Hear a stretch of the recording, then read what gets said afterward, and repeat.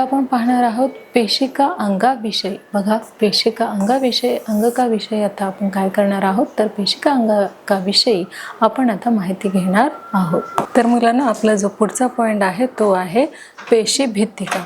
आता इथे आपल्याला जी आकृती दिलेली आहे त्यापैकी पेशी भित्तिका कशाला म्हणतात तर हे जे बाहेरचं आवरण आहे जे आपल्याला इथे दिसत आहे या बाहेरच्या आवरणाला काय म्हणतात पेशी भित्तिका असे म्हणतात, सेल वॉल असे म्हणतात। पहा, पेशीचे सर्वात बाहेरचे आवरण फक्त वनस्पती पेशीतच आढळते। ही जी वनस्पती पेशी आहे त्या वनस्पतीच्या पेशीमध्येच काय होतं, हे जे बाहेरचं आवरण आपल्याला इथे दिसत आहे हे फक्त वनस्पती पेशीमध्येच आढळते। प्राणी पेशीमध्ये हे आपल्याला आढळून येत नाही। हे जे आहे सेल वॉल किंवा पेशीचे सर्वात बाहेरचे जे आवरण आहे हे आपण फक्त कशामध्ये बघू शकतो तर ह्या वनस्पती पेशीमध्येच बाहेरचे आवरण आपण बघू शकतो। आता आपला जो दुसरा पॉइंट आहे मुलांना तो आहे पेशी पटल। आणि आपण इथे आकृती बघू शकता, ही आहे पेशी पटल। ही आकृती आहे पेशी पटल। तिला काय म्हणतात प्लेझामा मेम्ब्रेन असे तिला नाव आहे। मग अतिशय नाजूक, लवचिक, फ्लेक्सिबल आणि आवरण प्राणी पेशीचे सर्वात बाहेरचे आवरण आहे। हे कशाचं आहे तर हे प्राणी पेशीचं बाहेरचं आवरण आहे। आपण याआधी बघितलं होतं की वनस्पती पेशीचं जे बाह्य आवरण आहे ते कसं आहे आणि आता आपण ह्या आकृतीमध्ये बघत आहोत की ह्या प्राणी पेशीचं जे बाह्य आवरण आहे ते कसं आहे। तर याला काय म्हटलं जातं मुलांना तर याला पेशी पटल असे म्हटलं जातं। हे प्राणी पेशीमध्येच आढळून येतं। आता तिसरं पाहूया मुलांना, तिसरं आहे की पेशीद्रव्य। पेशीद्रव्य बघा, आपण ह्या आकृतीमध्ये बघू शकतो हे पेशीद्रव्य आहे। पेशीमधील द्रव्यरूप भाग पेशीपटल ते केंद्रक या दरम्यान असते। यातच विविध अंगके विखुरलेले असतात। यामध्ये आपण बघू शकतो हे जे आहेत हे विविध अंगके जे आहेत ते विखुरलेल्या स्वरूपात आपल्याला या आकृतीमध्ये दिसून येत आहेत। यालाच पेशीद्रव्य असे देखील म्हणतात। जो आपला चौथा पॉइंट आहे मुलांना तो आहे पेशी अंगके।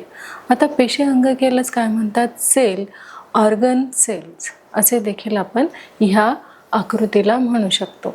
मग पहा, यामध्ये प्रामुख्याने केंद्रक, आंतरद्रव्य जालिका आणि ग्लाझीपिंड हे आहे। आता आपण इथे पाहू शकतो की आपल्याला हे ज्या आकृती दिलेली आहे ही आकृती कुठली आहे तर ही आकृती आहे पेशी अंगकेची। आणि हिचे जे अंगके आहेत ते बघा काय आहेत, मुक्त रायबोझोम।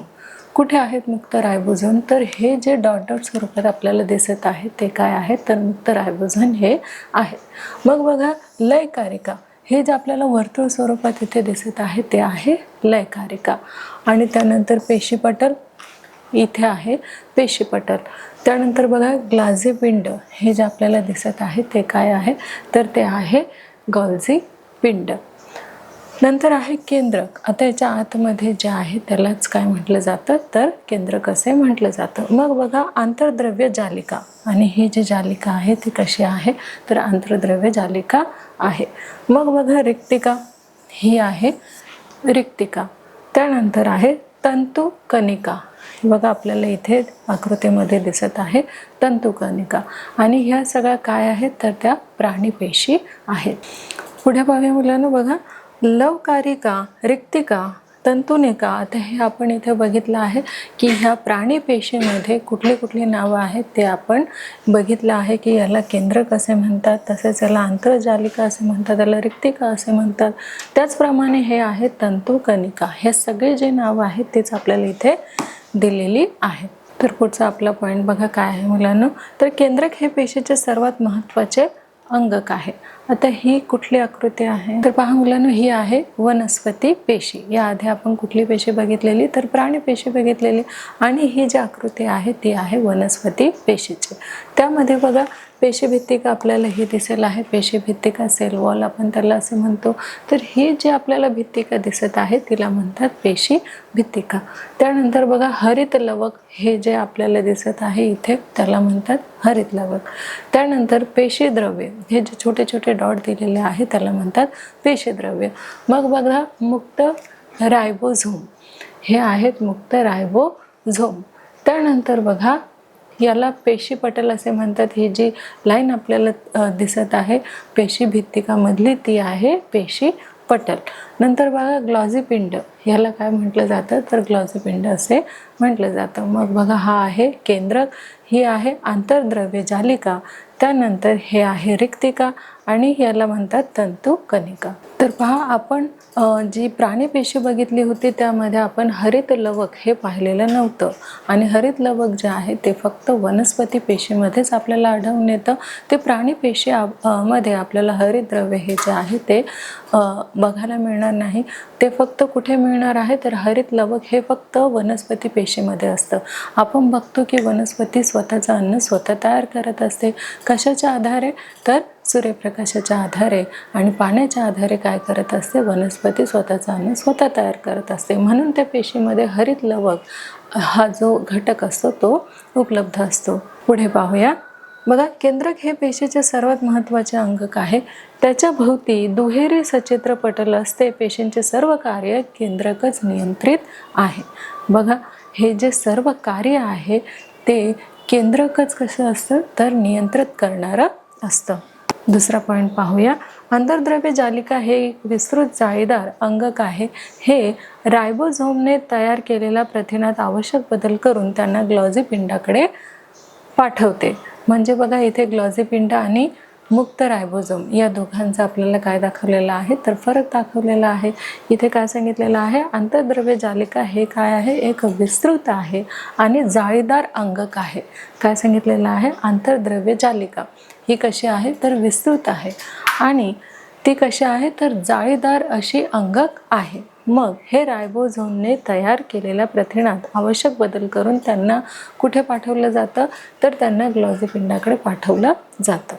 पुढचा पॉईंट आहे ग्लॉजी पिंड चपट्या पिशव्यांनी बनलेले असून ते प्रथिनाचे वितरण करते. आता ग्लॉजी पिंड जे आहे ते कसे बनलेले आहे तर ते चपट्या पेशींनी बनलेलं आहे आणि ते कार्य काय करते तर प्रथिनांचे वितरण करण्याचे कार्य जर कोण करत असेल तर ते कोण करतं ग्लॉजी पिंड हे करतं. मग आता तंतुकणिका बघा तंतुकणिका ऊर्जा तयार करतात म्हणून त्यांना पेशींचे काय म्हटले जाते तर ऊर्जा केंद्र असे म्हणतात. बघा तंतुकणिका ही काय करते तर ऊर्जा निर्मितीचे कार्य करत असते. मग पुढचा जो पॉईंट आहे वनस्पतीमधील हरित लवके प्रकाश संश्लेषणाचे कार्य करते. आता हरित लवके काय करत असते तर प्रकाश संश्लेषण करत असते. म्हणजे प्रकाश जो आहे तो समप्रमाणात घेत असते जेणेकरून ती तिचे अन्न स्वतः तयार करू शकेल. बघा आता रिक्तिकाचं काम काय आहे तर रिक्तिका पेशीतील टाकाऊ पदार्थ बाहेर टाकतात. आता इथे आपल्याला रिक्तिका कुठे दिसत आहे हे रिक्तिका आहे आणि रिक्तिका बघा काय करते तर रिक्तिका टाकाऊ पदार्थ जे आहे ते बाहेर काढण्याचं काम कोण करत असतं तर ते रिक्तिका हे करत असते. पुढचा जो पॉईंट आहे तो आहे प्राणी पेशीतील रिक्तिका आकाराने छोट्या तर वनस्पती पेशीमधील एकच मोठी रिक्तिका असते. आता बघा जे प्राणी पेशीतील रिक्तिका कशा असतात तर आकाराने ह्या छोट्या म्हणजे लहान असतात आणि वनस्पतीमध्ये एकच मोठे काय असते तर रिक्तिका असते. प्राणी पेशीमध्ये काय असते तर रिक्तिका अनेक लहान आकारामध्ये असतात आणि वनस्पतीमध्ये काय असतं तर एकच मोठ्या आकाराची काय असते रिक्तिका असते.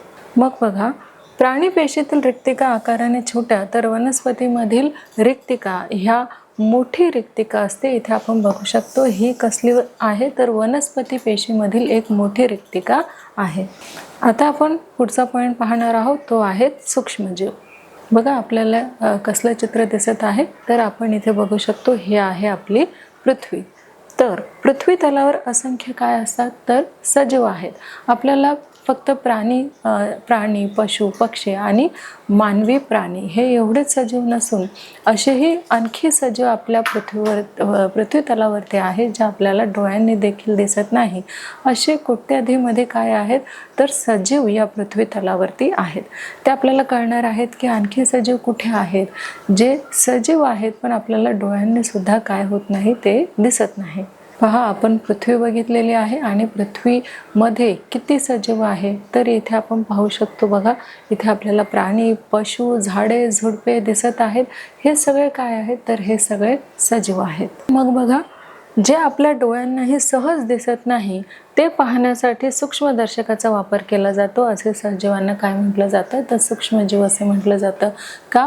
कारण असेही सजीव आहेत जे आपण उघड्या डोळ्यांनी पाहू शकत नाही. ते फक्त सजीव आपण काय करू शकतो, सूक्ष्मदर्शकाच्या सहाय्यानेच आपण ते सजीव पाहू शकतो. म्हणून त्यांना काय म्हटलं जातं, तर सूक्ष्मजीव असे म्हटलं जातं.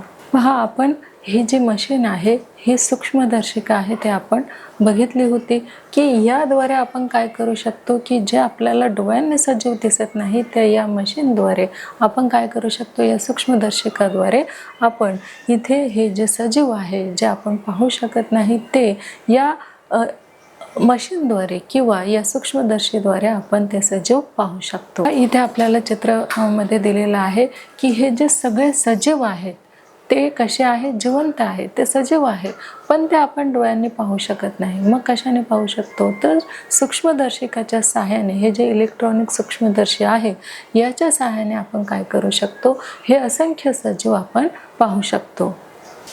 आता आपण पाहणार आहोत सूक्ष्मजीवांचा आढळ. तर जे काही सूक्ष्मजीव आहेत ते कुठे कुठे आढळतात. आता आपल्याला माहीत आहे जे आपण डोळ्यांनी पाहू शकतो, जसे की वन्य प्राणी आहे, वनस्पती आहे, इतर पशुपक्षी आहे, मानव प्राणी आहे, हे सगळं आपण डोळ्यांनी पाहू शकतो. पण पृथ्वी तलावरती असे सुद्धा जीव आहे, जंतू आहे जे आपण आपल्या डोळ्यांनी पाहू शकत नाही. मग ते नेमके कुठे आढळतात तर पाहूया. तर पहा, पुढचा जो पॉईंट आहे, आपल्या सभोवती काय आहे, तर हवा, पाणी, जमीन, अन्नपदार्थ, सांडपाणी, कचरा, याबरोबर वनस्पती, प्राणी व मानवी शरीरामध्ये काय आहेत, तर सूक्ष्मजीवांचे अस्तित्व असते. आपण पाहू शकतो, तुम्ही म्हणणार हवेमध्ये असतात का सूक्ष्मजीव? हो, हवेमध्ये देखील असतात. जो सूर्यप्रकाश आहे त्याच्यामध्ये देखील काय असतं, तर सूक्ष्मजीव हे असतात. तसेच हवा, पाणी, जमीन, अन्नपदार्थामध्ये देखील काय असतं, तर सूक्ष्मजीव असतात. त्यानंतर जे सांडपाणी आहे त्यामध्ये असणारच आहे. मग जो कचरा आहे आणि वनस्पती आहे, प्राणी आहे, या मानवी शरीरामध्ये सुद्धा काय आढळतात, तर सूक्ष्मजीव आढळून येतात. सगळेच सूक्ष्मजीव आपल्यासाठी हानिकारक नसतात, तर काही सूक्ष्मजीव हे आपल्यासाठी कसे असतात, तर उपयुक्त असे असतात. तर पहा मुलांना, आपण इथे बघू शकतो की हे सगळे काय आहेत, तर हे सगळे अन्नपदार्थ आहे. या पदार्थांवरती काय आहे, तर सूक्ष्मजीव आपल्याला आढळून येतात. पहा, हे सांडपाणी आहे. सांडपाण्यावरती देखील, सांडपाण्यामध्ये देखील काय असतात, तर सूक्ष्मजीव हे असतातच. त्यानंतर बघा कचरा, कचऱ्यामध्ये सूक्ष्मजीव असतात. हे वनस्पती आहे, मानवी शरीर आहे, यामध्ये देखील काय होतं, तर जे सूक्ष्मजीव आहे ते आपल्याला दिसून येत असतात. नंतर हा आहे बघा, हा आहे अमिबा. तर काही सूक्ष्मजीव हे एकटे राहतात. आपण वाचलेलं आहे, इयत्ता 5वी मध्ये पण आपण बघितलेलं आहे की अमिबा सारखे जे काही जीव आहेत ते काय करत असतात, तर एकटे राहतात. काही सूक्ष्मजीव एकटे राहतात. उदाहरणार्थ अमिबा, पॅरेशियम, तर काही बहुसंख्येने वसाहत करून राहतात. काही सूक्ष्मजीव असे असतात ज्यांना एकटं राहणं कसं आहे, एकटे ते राहत असतात. आणि काही जे सूक्ष्मजीव असतात ते ग्रुप करून राहतात, ते काय करत असतात, गटागटाने राहत असतात. इथे आपण पाहू शकतो बघा, इथे काही जे सूक्ष्मजीव आहेत ते कसे असतात, तर ते गटागटाने असतात. आणि काही सूक्ष्मजीव बघा, इथे देखील आपण काय बघू शकतो की काही सूक्ष्मजीव मृत वनस्पती, प्राणी यांच्या अवशेषावर जगतात. म्हणजेच आपण बघितलेलं आहे की एखादा जर प्राणी असो, पशुपक्षी असो, जर तो मृत झालेला असेल तर त्यावर खूप सारे जे कीटक आहे ते आपल्याला वावरताना दिसतात. म्हणजेच त्यांच्यावर काही जे जीव आहेत ते आपल्याला जिवंत असलेले आढळून येतात. म्हणजेच याच्यावर सुद्धा बघा बुरशी लागलेली असते, म्हणजेच ते त्याचं विघटन करत असताना सुद्धा काही सूक्ष्मजीव आढळून येतात. म्हणजे ते एखाद्या पदार्थावरती काय असतात, अवलंबून असतात. जोपर्यंत तो पदार्थ जो आहे पूर्णपणे विघटित होत नाही तोपर्यंत त्याचं सेवन जे आहे ते सूक्ष्मजीव करत असतात. सूक्ष्मजीवांचे निरीक्षण व मोजमाप हा पॉईंट पाहणार आहोत. बघा, सूक्ष्मजीवांचे निरीक्षण करून त्यांचे विविध प्रकार अभ्यासता येतात. आता हे आपल्याला दिसत आहे, पहा इथे आपण काय बघत आहोत या चित्रामध्ये, तर ब्रेडचे काही तुकडे आहेत आणि त्या ब्रेडला काय आलेलं आहे, तर बुरशी आलेली आहे. बघा, ओलसर पाव किंवा भाकरीवर बुरशी सारखे सूक्ष्मजीव, तर पाण्यात अमेबासारखे एकपेशीय दही व ताक यामध्ये किण्व असे विविध सूक्ष्मजीव आपण पाहिलेले आहेत. तर पहा, हे जे हिरवं झालेलं ब्रेड आहे ते आपल्याला हिरवं दिसत आहे, पण त्याच्यावरती जे काही सूक्ष्मजीव आढळून आलेले आहेत किंवा त्याच्यामध्ये जे काही सूक्ष्मजीव आहेत ते आपल्याला डोळ्याने दिसत नाही, फक्त कलर चेंज झालेला आपल्याला दिसतोय. पण हे जे याला हिरवं होण्याचं जे कारण आहे ते कुणाचं आहे, तर सूक्ष्मजीवांचं आहे. सूक्ष्मजीव काय करत आहे, तर इथे कार्यरत आहे. म्हणजेच या बुरशी होण्याला कारण कोण आहे, तर सूक्ष्मजीव आहे.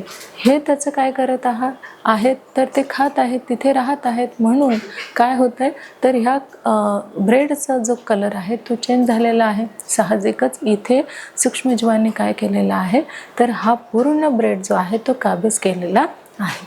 पुढचा पाहूया. पहा, आपल्याला इथे देखील सूक्ष्मजीव दिसून येत आहे.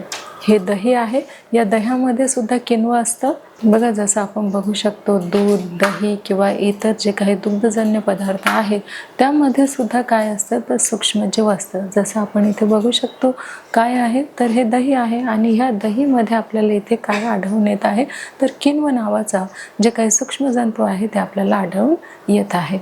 पहा, आपल्याला इथे दिसत आहे मोजमाप. आता पहा, 1 सेंटीमीटर बरोबर 10 मिलीमीटर आणि 1 मिमी म्हणजेच 1000 मायक्रोमीटर, तसेच 1 मायक्रोमीटर म्हणजेच 1000 नॅनोमीटर. एवढं काय आढळून आपल्याला येत आहे. तर ह्या यंत्राच्या सहाय्याने आपण काय करू शकतो, ते सूक्ष्मजीव आपण पाहू शकतो. बघा, सूक्ष्मजीवाचे निरीक्षण करण्यासाठी आपल्याला हे काय पाहिजे, तर यंत्र पाहिजे. तर स्क्रीनवरती आपण काय करू शकतो, तर त्या स्क्रीनवरती आपण काय बघू शकतो, तर तिथे टायफॉईडचे सूक्ष्मजंतू आहेत ते आपण पाहू शकतो.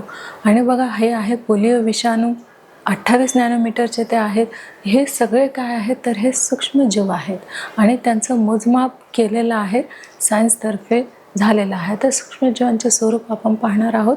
तर पहा, हे काय आहेत, तर काही ब्रेड आहेत. इथे आपल्याला काय दिसून येत आहे, तर बुरशी लागलेले आपल्याला इथे दिसून येत आहेत. हे तळघर आहे समुद्राचं. हे बघा, असे काय आपल्याला दिसत आहेत, तर हे सगळे बॅक्टेरियाज आहेत, सूक्ष्मजीव आहेत जे आपल्याला इथे दिसून येत आहे. हे आहेत विषाणू, ज्यामुळे रोगप्रतिकारक शक्ती जी आहे ती कमी होत जाते. पहा, इथे आपल्याला दिसत आहे पेशीद्रव्य आपल्याला इथे हे दिसत आहे. त्याचप्रमाणे अशा प्रकारे हे काय आहेत, तर सूक्ष्मजीव आपल्याला इथे आढळून येतात. तर पहा, ह्या सूक्ष्मजीवामध्ये हे काय आहे, पद्रव्य आहे. तसेच बघा, हे आहे पुणे येथे राष्ट्रीय पेशी विज्ञान संस्था. तसेच सूक्ष्मजीवांची जे वाढ आहे ते आपण पुन्हा पाहणार आहोत.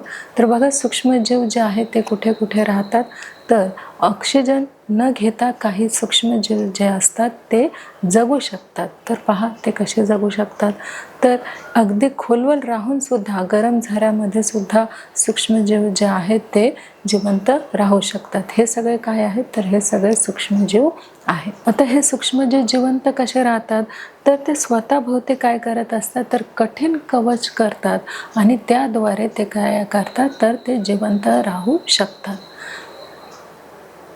आता हे सगळं काय आहे, तर सूक्ष्मजीवांचे वर्गीकरण केलेले आहे. मग उपयुक्त सूक्ष्मजीव आहे ते आपण पाहणार आहोत. बघा, ए आणि बी हे 2 आपण टब घेतलेले आहे. एका टबामध्ये आपण काय टाकलेलं आहे, तर काचा, तसेच ॲल्युमिनियम, लोखंड आणि प्लास्टिक हे आपण एका टोपमध्ये टाकलेलं आहे. दुसऱ्यामध्ये आपण शेण टाकलेलं आहे. तसेच काही खाद्यपदार्थ जे वेस्टेज आपण करतो ते आपण टाकलेलं आहे. 3-4 आठवड्याने त्याचं जर आपण निरीक्षण केलं तर काय होतं बघा, हे याचं विघटन होताना आपल्याला दिसत आहे. सूक्ष्मजीव जे आहे याचं ह्या कचऱ्याचं काय करत आहे, तर विघटन करत आहे. मग हे बघा, इथे झालेलं आहे विघटन. म्हणजे आता हे एक चांगल्या प्रकारचं जे खत आहे ते निर्माण झालेलं आहे, जे आता आपल्याला हे जे खत आहे ते शेतामध्ये वापरण्यासारखं झालेलं आहे. आता इथे दिसत आहे आपल्याला सांडपाणी आणि या सांडपाण्यामध्ये देखील असंख्य काय आहेत, तर सूक्ष्मजीव आहेत. मग हे जे आपण घरातील जो ओला कचरा असतो त्या कचरा देखील आपण जर साठवून ठेवला तर त्याचे विघटन होते आणि ते शेतमालासाठी आपल्याला वापरता येते. त्यानंतर हे आहे रूट. बघा, हे मूळ आपल्याला इथे दिसत आहे वनस्पतींचे. हे सुद्धा उपयुक्त सजीव आहेत. बघा याचे काय केलं जातं, विघटन केलं जातं. बघा दुधापासून इथे काय तयार झालेलं आहे, तर दुधापासून दही तयार झालेलं आहे आणि त्या दह्यामध्ये आपण याच्यावर बघू शकतो की काय आहेत, तर काही सूक्ष्मजीव याच्यामध्ये आपल्याला आढळून येत आहे. काही बॅक्टेरिया याच्यामध्ये आहेत जे आपल्यासाठी काही चांगल्या प्रमाणात यूज आपण करतो आणि काही आपल्या शरीरासाठी कसे असतात तर हानिकारक असतात. तर पहा मुलांना, आता आपण पाहणार आहोत सारांश. सारांशमध्ये पहा, उपद्रवी सूक्ष्मजीवामुळे अन्नविषबाधा होते. म्हणजेच आपण बघितलेलं आहे की आपण जेव्हा स्पष्टीकरण करत होतो त्यामध्ये आपण बघितलेलं की पावावरती किंवा भाकरीवरती काय लागलेले असते, बुरशी लागलेली असते आणि त्या बुरशीमुळे काय होतं तर ती भाकर किंवा पाव जे आहे ते खराब होतं आणि चुकून जर ते खाल्ले गेले तर मग आपल्याला काय होतं, उलट्या होत्या, मळमळ होतात किंवा जुलाब होतात. त्यामुळे हे जे काही सूक्ष्मजीव आहे हे काय आहेत तर हानिकारक आहे आपल्या आरोग्यासाठी. त्यामुळे काय होतं तर अन्नविषबाधा आपल्याला होते. मग बघा, जलाशयाजवळील अस्वच्छता व सांडपाण्याशी संपर्क आल्याने दूषित हवेमुळे, साठलेल्या पाण्यामुळे अनेक प्रकारचे रोगकारक सूक्ष्मजीव मानवी शरीरात काय होतात, प्रवेश करतात आणि त्यामुळे आपण काय होतो तर आजारी पडू लागतो. त्यामुळे आपल्याला शिंकताना, खोंकताना नेहमी काय करायला पाहिजे तर आपल्या हातामध्ये नेहमी हँकी असायला हवे, जेणेकरून आपण स्वतःला कवर करायला हवं. तसेच जे काही उघड्यावरचं जेवण आहे किंवा काही जंक फूड आपण त्याला म्हणतो ते खाणं आपण नेहमी अवॉइड करायला पाहिजे, ज्यामुळे आपली जी काही रोगप्रतिकारक शक्ती आहे ती कमी न होता जर आपण घरचं जेवण खाल्लं आणि चांगलं जेवण खाल्लं तर नक्कीच काय होईल, आपली रोगप्रतिकारक शक्ती वाढेल आणि आपल्याला अन्नविषबाधा देखील होणार नाही.